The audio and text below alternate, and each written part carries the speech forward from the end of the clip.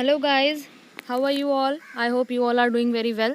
Myself दीर्घा Sharma, I am assistant teacher from UPS PK Merge और मैं फिर से आपसे जुड़ गई हूँ यहाँ पर साइंस के कुछ टॉपिक्स को डिस्कस करने के लिए। कल हमने बात की थी डिजीज़ और उनके ट्रांसमिशन के बारे में, किस किस तरह से डिजीज़ एक इंसान से दूसरे इंसान को लग जाती हैं या फिर कैसे कैसे वाहक किसी डिजीज़ को ट्रांसमिट करते हैं। तो चलिए आज का हम टॉपिक स्टार्ट करते हैं अपना। तो आज हम पढ़ने वाले हैं प्रिवेंशन फ्रॉम डिजीज़, कैसे हम उनसे बच सकते हैं, कैसे हम उन रोगों से लड़ सकते हैं। देन वैक्सीनेशन और एक है एड्स, इसके बारे में हम चर्चा करेंगे। So let's start. Prevention from communicable disease, don't give them medium. ये मैंने फर्स्ट लाइन ही लिखी है, डोंट गिव देम मीडियम। इसका मतलब है कि किसी भी इंसेक्ट को या फिर कंटेमिनेटेड वाटर को ऐसा ना करने दें जिससे कि वो माइक्रो ऑर्गेनिजम्स आपके शरीर में या फिर आपके फसल में लग जाएं, जिससे आपको नुकसान हो। तो हमें वो माध्यम नहीं देना है उस माइक्रो ऑर्गेनिज्म को जिससे कि वो डेवलप कर सके। जैसे रेफ्रिजरेटर है, वो उसे वो माध्यम नहीं प्रोवाइड करता तो वो वहाँ पे निष्क्रिय हो जाता है माइक्रो ऑर्गेनिज्म और वो अपनी संख्या को बढ़ा नहीं पाता, वो डेवलप नहीं कर पाता है। इसी तरह से अगर हम कहीं पे भी वो पानी इकट्ठा नहीं होने देंगे जहाँ पर मच्छर के लार्वा पनपते हैं, तो जाहिर सी बात है अगर एडीज़ मच्छर आपका नहीं अपना लार्वा छोड़ रहा है तो उसकी संख्या में वृद्धि नहीं होगी और वो जो है उस पर्टिकुलर माइक्रो ऑर्गेनिज्म का, उस पर्टिकुलर वायरस का वाहक नहीं बन पाएगा। तो हमें वो कुछ प्रिवेंशंस करने हैं। अब हम क्या क्या कर सकते हैं, जैसे first of all malaria, dengue और चिकनगुनिया, ये तीनों मॉस्किटो से होने वाली बीमारियां हैं। ये हमने कल पढ़ा था, कल स्टडी किया था। हम क्या कर सकते हैं, सबने देखा होगा मॉस्किटो ड्रग्स आते हैं, काला हिट सबने सुना है ना, तो वो आता है, उसको हम यूज़ कर सकते हैं कुछ देर के लिए और उससे जो आपके मॉस्किटो के लार्वा हैं या फिर मॉस्किटोज़ हैं वो समाप्त हो सकते हैं। या फिर आप मस्टर्ड केक्स का यूज़ कर सकते हैं। और इसी के on the other hand second option उनके पास में है, दे ब्रीड इन स्टेगनेंट वाटर, यानी कि वो रुके हुए पानी में ब्रीड करते हैं, अपना प्रोडक्शन करते हैं, रिप्रोडक्शन करते हैं। तो यहाँ से आप किस तरह से बच सकते हैं, यहाँ 2 पॉइंट्स आपके पास में। Cover your self with clothes, आप कभी बाहर जाते हैं, बच्चे जाते हैं तो एक आपने ऐड भी देखा होगा, उसमें उस बच्चे की मम्मा बोलती हैं कि चिंटू बाहर जा रहे हो, स्लीव्स को फोल्ड करना नहीं, तो वो गर्दन हिला देता कि नहीं। तो फिर थोड़ी देर बाद पूछती हैं कि आपको कुछ समझ में आया कि नहीं, कुछ नहीं समझ में आया, है ना, बस उसको खेलने जाने का पता है। लेकिन अगर आप अपने क्लोथ्स को पूरी बाजू का पहनेंगे, आप निकर की बजाय पूरा स्लैक्सेस पहन के या फिर आप पैंट पहन के जाएंगे तो आपको मॉस्किटो नहीं काटेगा। बिकॉज डेंगू और चिकनगुनिया के जो मच्छर होते हैं वो ज़्यादातर आपको पैर तक काटते हैं क्योंकि वो ज़्यादा ऊपर की हाइट तक नहीं उड़ पाते हैं। तो अगर आप अपने आप को कवर रखेंगे तो वो आपको हार्म नहीं पहुंचा पाएंगे। सेकेंड पॉइंट है, do not allow dirty water to accumulate around your house. That means कि जहाँ आप रहते हैं, जो आपका कार्य क्षेत्र है या आपका जो घर है, उसके आसपास पानी को रुका हुआ पानी ना बनने दें, यानी कि उसको इकट्ठा होकर उसमें लार्वा पनपने तक की देरी ना करें, उसे साफ़ कर दें। छतों की सफाई हो जानी चाहिए बरसातों से पहले। पहले हम ये सब चीज़ें किताबों में पढ़ते थे और उसको यूज़ भी करता था समाज, लेकिन आजकल इन चीज़ों में कमी आती जा रही है और वही चीज़ें अलग अलग तरह के वायरसेस में पनप कर हमारी बॉडी को नुकसान पहुँचा रही हैं। अब यहाँ पे आप देख सकते हैं, मैंने काला हिट की आपको एक फ़ोटो दिखाई है, इसमें जो है लाइम फ्रेश खुशबू का एक ऐड आता है। तो उससे हमें कुछ नहीं लेना देना, हमें नींबू की खुशबू से कुछ नहीं करना है, बस ये है कि थोड़ी सी अच्छी फ्रेगनेंस आती है क्योंकि काले हिट की बहुत तेज़ चढ़ती है। तो इसका मेन काम जो है मच्छर मारने का है, ना कि नींबू की खुशबू सूंघने के लिए ये, ठीक है। अब यहाँ पे नेक्स्ट एग्जांपल आप देख सकते हैं रुके हुए पानी का, यानी स्टेगनेंट वाटर का। जब ये स्टेगनेंट वाटर होता है तो इसके आसपास देख सकते हैं कि कितना कूड़ा है, कितना रुका हुआ पानी है। ये इसमें मच्छर भी पनपेंगे और इंसेक्ट्स भी पनपेंगे। अब उससे आसपास के जितने भी वायु है वो गंदगी, मतलब वो प्रदूषित हो जाएगी गंदगी से।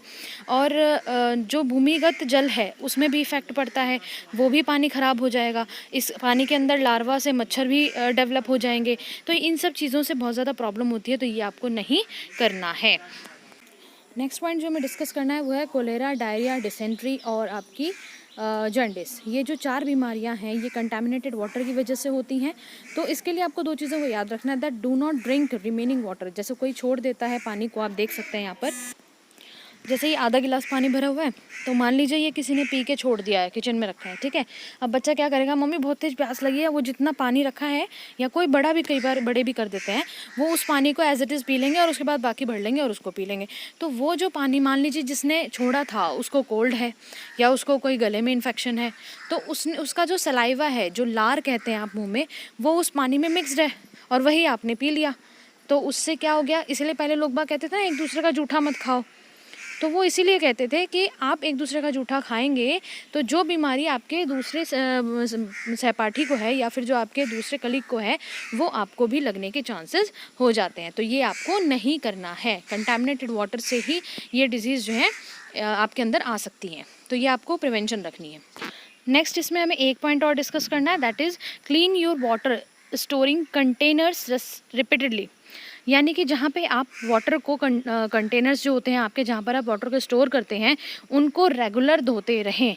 ऐसा ना हो कि आपने, मान लीजिए कुछ लोग बड़े जो आपके घड़े टाइप के आते हैं स्टील के, एल्यूमिनियम के, उनमें वाटर को स्टोर करके रखते हैं। तो आप ऐसा ना करें कि उसे आपने मांझा नहीं है, डेली उसकी सफाई होनी चाहिए जिससे कि उसमें नीचे कुछ बैक्टीरियाज ना बैठ जाएं।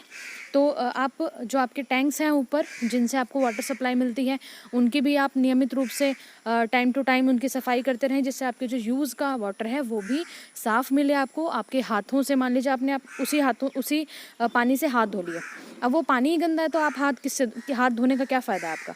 वो बैक्टीरियाज ऑलरेडी आपके मुंह तक पहुंच जाएंगे जब आप खाना खाएंगे। इसी तरह से रेनी सीजन्स में ये हेक्टिक्स ज़्यादा बढ़ जाते हैं, कंटेमिनेटेड वाटर हो जाता है क्योंकि बारिश का पानी इकट्ठा हो जाता है कहीं कहीं पे। Boiled water with long handled glass. हम पहले, हमारे यहाँ एक कल्चर था भारत में कि एक ग्लास होता था जिसमें बहुत लंबी सी डंडी लगी होती थी और एक मिट्टी का घड़ा होता था, उसमें से पानी सब लोग पिया करते थे, उसको ढका जाता था। तो ये जो छोटी छोटी सी चीज़ें थी, इनसे आप अपने पानी को सुरक्षित कर पाते थे, जिससे आप बीमारियों से सुरक्षित हो पाते थे। तो ये सब चीज़ें हमें याद रखनी है, हमें अपनी डेली लाइफ्स में इसको यूज़ करना है। देखिए, साइंस आपकी डेली लाइफ से बहुत कनेक्टेड है। साइंस में आप जो भी स्टडी करते हैं सब कुछ आपके आसपास ही हो रहा होता है। चाहे आप वहाँ से सीख सकते हैं, चाहे आप वहाँ प्रिवेंट कर सकते हैं, चाहे आप वहाँ से बीमार भी हो सकते हैं।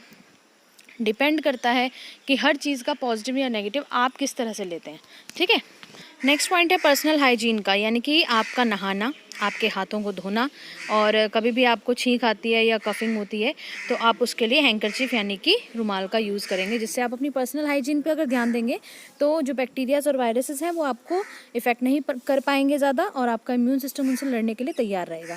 तो ये कुछ पॉइंट्स थे for viral preventions and micro organism से बचने के लिए क्या क्या आपको करना चाहिए। इसके बाद हम बात करते हैं फॉर वैक्सीनेशन। वैक्सीनेशन बेसिकली क्या है, जब बच्चा छोटा होता है तो वहाँ से लेके, बिल्कुल बर्थ से लेके उसको वीक्स के दौरान या फिर कुछ मंथ्स का हो जाने के दौरान उसको कुछ टीके लगाए जाते हैं। ये शायद हर बच्चे को लगे होंगे, हर बच्चों को लगते रहते हैं, उनके पेरेंट्स ध्यान रखते हैं। इसके लिए आपके पास में सरकार ने एक पूरा प्रोसेस दे रखा है कि कितने कितने ड्यूरेशन पे कौन कौन से लगेंगे आपको टीके। तो उससे होता क्या है वो बात करते हैं हम। एक मुझे घटना याद आ गई अपनी ही कक्षा की। मेरी क्लास में एक बच्चा था, मैं उसका नाम नहीं लूँगी यहाँ पे। तो उसने क्या किया, उसकी मम्मी आई कि मैम इसको आज टीका लगवाने लेके जाना है। तो मुझे स्वास्थ्य केंद्र हमारे यहाँ पास में ही होता है, प्राइमरी स्कूल के पास में ही था। तो उन्होंने कहा मैम इसको टीका लगवाने के लिए लेके जाना है तो मैं ले जाऊँ इसको। मैंने कहा ठीक है, आप 10-15 मिनट के अंदर अंदर इसके बीच में वापस आ जाइएगा। अच्छा, वो बच्चा जाने को तैयार नहीं। क्यों? सुई लगेगी, डॉक्टर अंकल सुई मारेंगे, तो अब मैं क्यों जाऊँ, मुझे क्यों लगवाना टीका, मैं तो नहीं लगवा रहा। वो थोड़ा सा परेशान हो गया। फिर उसके बाद में हर बच्चे के मन में ये सवाल होता है कि यार हैं तो मेरी मम्मी और सुई भी मेरे ही लगवा देती हैं, ये ऐसा क्यों करती हैं? तो बेटा आप लोगों को ये चीज़ को जानना पड़ेगा कि आपके भले के लिए करते हैं। बहुत सारी ऐसी बीमारियां हैं जो इन टीकों से आपको उन बीमारियों से बचने की ताकत मिल जाती है, आपका इम्यून सिस्टम स्ट्रांग हो जाता है। तो आज हम बात करते हैं चिंटू की। ये हमारा छोटा सा चिंटू बैठा है। अब इसकी शक्ल किससे मिलती है, कौन कौन से आपके फ्रेंड से मिलती है, तो वो आप अपने कमेंट बॉक्स में या मुझे ग्रुप में बताएंगे। ठीक है। तो इसको जो है वैक्सीन यानी कि इसको टीका लगाया गया। ठीक है, इधर मैंने लेफ़्ट साइड में लिखा हुआ वैक्सीन यानी कि वो जो टीका था दवाई का वो इसको लगा दिया गया। उससे क्या हुआ, इसके अंदर जब वायरस एंट्री करेगा, मान लो ये किसी ऐसे इंसान के संपर्क में आया जहाँ पर जिसको कि कोल्ड हो रखा है, तो जब वो वायरस इसके अंदर एंटर करेगा तो एंटीबॉडी जनरेट्स हो जाएंगे और वो एंटीबॉडी उस वायरस को किल द वायरस यानी कि उस वायरस को मार देंगे। तो इसको पता भी नहीं चलेगा और ये बीमारी से बच जाएगा। और जब ये बच जाएगा तो ये स्कूल आ पाएगा। अभी तो नहीं, लेकिन जब भी स्कूल्स खुलेंगे हमारे तो ये स्कूल आने की संभावना में रहेगा। और आप रेगुलर स्कूल में रहते हैं तो आपकी पढ़ाई अच्छी होती है, आप स्पोर्ट्स खेल पाते हैं, आप मम्मी के काम कर पाते हैं, मम्मी के साथ हाथ बटा पाते हैं, बहुत सारे कामों में आपको थकावट महसूस नहीं होती है। तो इससे आपकी इम्यून सिस्टम, आपका इम्यूनिटी बढ़ जाती है, यानी कि आपकी रोग प्रतिरोधक क्षमता, रोगों से लड़ने की क्षमता आपकी बढ़ जाती है। अब हमें टीके लगने कब कब हैं वो हम देख लेते हैं कि मम्मी ने हमारे कितने टीके लगवाने हैं, कितनी बार सुइयाँ लगवाएंगी हमारे, ठीक है। तो नेशनल इम्यूनाइजेशन स्कीम एक लॉन्च की गई है बाय गवर्नमेंट ऑफ इंडिया। उन्होंने बताया है कि आपको टीके कब कब लगने हैं। आप भी ध्यान रखेंगे इन चीज़ों का कि आपको कब लगने हैं। गाँव में बड़े भाई बहन जो होते हैं वो छोटे भाई बहनों का ध्यान रख सकते हैं कि मम्मी ये 9 महीने का हो गया, इसको टीका लगवाने जाना है ना। वो डेट आपको प्रोवाइड करता है, उस डेट पे आप जाके टीका लगवा सकते हैं। तो सबसे पहले बर्थ पे लगता है BCG, OPV और एक्चुअली ये जो हेम बी लिखा हुआ है ये है हेमोफिलिस बैक्टीरिया, ठीक है। तो ये बेसिकली आपको बैक्टीरिया से बचाने के लिए, बैक्टीरियल डिजीज़ से बचाने के लिए आपको लगाया जाता है। BCG का टीका आपको ट्यूबरकुलोसिस से बचाने के लिए लगाया जाता है। और OPV जो है ये आपका पोलियो का टीका है।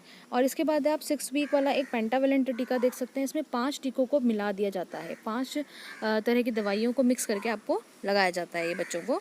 उसके बाद में ये 10 वीक पे लगता है, देन 14 वीक पे इसकी अलग डोज लगती है। उसके बाद 9 मंथ्स पे लगता है, विटामिन A की डोज मिलती है, जॉन्डिस की डोज मिलती है और मिसल्स की डोज मिलती है आपको। फिर इसके बाद आप देख सकते हैं 16 से 24 मंथ्स का बच्चा होता है उसे DPT बूस्टर लगाया जाता है। 5 to 6 ईयर्स का होता है तो DPT बूस्टर की सेकंड आपको डोज दी जाती है। देन 10 ईयर्स के होने पे और 16 ईयर्स होने पर आपको टिटनेस के इंजेक्शन के हिसाब से लगाया जाता है। और ये जो टिटनेस का इंजेक्शन है ये डिप्थीरिया से भी आपको प्रिवेंट करता है। तो इस तरह से ये सभी टीके हैं जो वैक्सीनेशन आपका गवर्नमेंट के द्वारा निर्धारित किया गया है। इसे लगवा लेने से आपकी इम्यूनाइजेशन पावर बढ़ जाती है और आप रोगों से लड़ने के लिए तैयार हो जाते हैं। Next point is AIDS, acquired immunodeficiency syndrome. ये आपका वर्ल्ड एड्स डे मनाया जाता है 1 दिसंबर को। और ये जो एड्स है ये ड्यू टू HIV वायरस होता है, मतलब HIV में वायरस इंक्लूड है। ये है human immuno deficiency virus. Human की इम्यून सिस्टम को डेफिशिएंसी यानी कमी कर देने वाला वायरस, यानी कि मानव की रोग प्रतिरोधक क्षमता को कम कर देने वाला वायरस HIV वायरस है। इसका नाम आप बहुत ध्यान से याद रखेंगे। एड्स की फुल फॉर्म है एक्वायर्ड इम्यूनो डेफिशिएंसी सिंड्रोम और HIV की मैंने आपको बता दी है। इन दोनों पॉइंट्स को आप बहुत अच्छे से याद कर लें। अब इसको आइडेंटिफाई करने के लिए एक एलिसा टेस्ट होता है और सबसे पहले एड्स जो आइडेंटिफाई किया गया था वो मंकीज़ में किया गया था, उसके बाद ये स्प्रेड आउट हुआ ह्यूमन बीइंग्स में। ये सबसे पहले मंकीज़ में आइडेंटिफाई किया गया था। अब इसका इफ़ेक्ट क्या होता है, देखिए हमारे ब्लड में वाइट ब्लड सेल्स पाए जाते हैं और हमारे जो ब्रेन के सेल्स होते हैं ये इन दो चीज़ों पर अटैक करता है। वाइट ब्लड सेल्स जो होते हैं हमारी रोग प्रतिरोधक क्षमता के लिए ज़िम्मेदार होते हैं, ये इन पर अटैक करता है जिससे कि हमारी रोग प्रतिरोधक क्षमता डाउन हो जाती है, हमें शक्ति नहीं मिल पाती है रोगों से लड़ने के लिए। आफ्टर दैट ब्रेन सेल्स जो होती हैं हमारी, यानी हमारे सोचने की क्षमता जो है वो डाउन चली जाती है क्योंकि हमारा ब्रेन जो है वीक होना स्टार्ट हो जाता है। तो अब इससे इफ़ेक्ट क्या होगा इन दोनों सेल्स पे जब ये अटैक करते हैं, तो इफ़ेक्ट ये होता है कि लैक ऑफ एपेटाइट, आपका वेट लूज़ होना स्टार्ट हो जाता है, फीवर हो जाता है, कई बार रैशेज़ ऑन स्किन हो जाते हैं, यानी आपकी स्किन पर दाने दाने से या अलग तरह की एलर्जीज़ हो जाती हैं। फैटिग यानी कि आपको बेहोशी आने स्टार्ट हो जाती है। लॉस ऑफ इम्यूनिटी, आपकी रोग प्रतिरोधक क्षमता डाउन हो जाती है, जो इसका मेन काम है, जो ये मेनली करता है।